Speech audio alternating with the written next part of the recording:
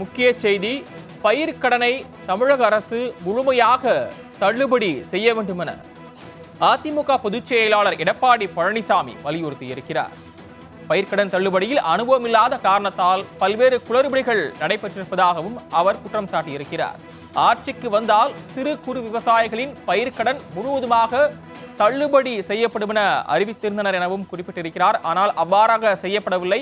ஆனால் பயிர்க்கடனை முழுமையாக தள்ளுபடி செய்ய வேண்டும் என எடப்பாடி பழனிசாமி, அதிமுகவின் பொதுச் செயலாளர் எடப்பாடி பழனிசாமி தமிழக அரசை வலியுறுத்தியிருக்கிறார். அதே போல சுமை தூக்கும் ஒட்டகத்தை அதன் முதலாளி ஏமாற்றுவது போல தமிழக விவசாயிகளை முதலமைச்சர் ஜோசப் விஜயின் அரசு வஞ்சிப்பதாகவும் அவர் சாடியிருக்கிறார். பயிர்க்கடன் தள்ளுபடியில் அனுபவமில்லாத காரணத்தால் பல்வேறு குளறுபடிகள் நடைபெற்றிருப்பதாகவும் அதிமுக பொதுச் செயலாளர் எடப்பாடி பழனிசாமி குற்றம் சாட்டியிருக்கிறார்.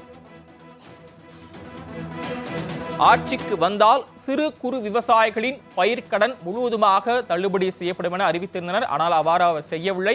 எனவே பயிர்க்கடனை விவசாயிகள் நலனை கருத்தில் கொண்டு முழுமையாக தள்ளுபடி செய்ய வேண்டும் என வலியுறுத்தியிருக்கிறார்.